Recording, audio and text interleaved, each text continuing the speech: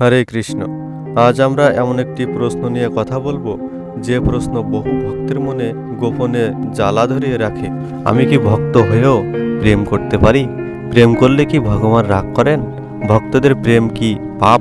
আজ কোনো ব্যক্তিগত মত নয়, আজ বলবো শাস্ত্র, ভগবান, ভক্তি, দর্শনের আলোকে সত্য কথা। প্রথমে একটি ভুল ধারণা ভাঙি। অনেকে মনে করেন ভক্ত মানে সংসার ত্যাগ, ভক্ত মানে প্রেম নিষিদ্ধ, ভক্ত মানে আবেগহীন জীবন। এগুলো সম্পূর্ণ ভুল ধারণা। ভগবান কখনো মানুষকে মনুষ্যত্ব হারাতে বলেননি। ভগবান কি প্রেমের বিরোধী? একটি প্রশ্ন করুন নিজেকে। ভগবান যদি প্রেমের বিরোধী হন, তাহলে রাধা কৃষ্ণের লীলা কেন? রুক্মিণী কৃষ্ণের বিবাহ কেন? রাম সীতার প্রেম কেন? শিব পার্বতীর দাম্পত্য কেন? ভগবান নিজেই প্রেমের উৎস। কিন্তু এখানে একটি বড় পার্থক্য আছে। প্রেম আর আসক্তি এক নয়। শাস্ত্রে দুই ধরনের সম্পর্কের কথা বলা হয়েছে। শুদ্ধ প্রেম, ভোগমূলক আসক্তি। সমস্যা প্রেমে নয়, সমস্যা ভোগের মানসিকতায়। তাহলে ভক্তদের প্রেম কেমন হওয়া উচিত?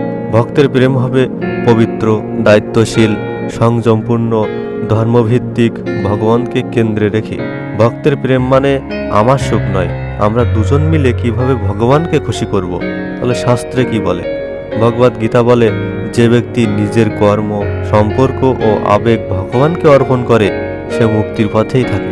অর্থাৎ প্রেম যদি ভগবানকে ভুলিয়ে দেয়, সেটা বিপদ। কিন্তু প্রেম যদি ভগবানের পথে সাহায্য করে, তাহলে সেটা আশীর্বাদ। গৃহস্থ ভক্তদের জন্য গুরুত্বপূর্ণ কথা। ভগবান কখনো বলেননি সবাই সন্ন্যাসী হও, বরং তিনি বলেছেন নিজের আশ্রমে থেকেও ভক্ত হও। গৃহস্থ আশ্রম মানে দায়িত্ব, ত্যাগ, শুদ্ধ সম্পর্ক, একে অপরকে ভগবানের পথে এগিয়ে নেওয়া।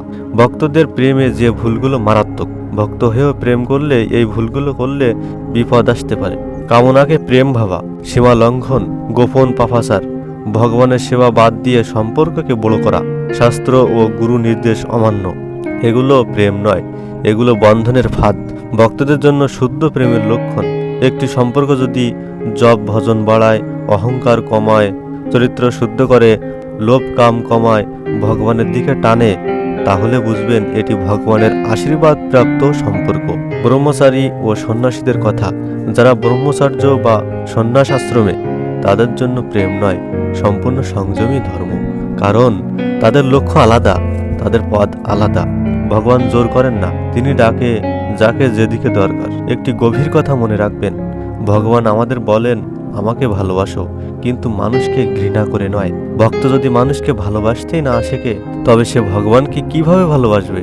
ভক্তদের প্রেম করা যাবে, কিন্তু পবিত্র হতে হবে, শাস্ত্রসম্মত হতে হবে, ভগবানকে কেন্দ্রে রাখতে হবে। প্রেম যদি ভগবান থেকে দূরে নেয়, তাহলে সেটা ত্যাগ করতে হবে। প্রেম যদি ভগবানের কাছে নিয়ে যায়, তাহলে সেটা আশীর্বাদ। শুধু প্রিয় ভাই ও বোনেরা, ভগবান হৃদয় দেখেন, সম্পর্কের নাম নয়। শুদ্ধ হৃদয় দিয়ে প্রেম করলে ভগবান কখনো রুষ্ট হন না। হরে কৃষ্ণ।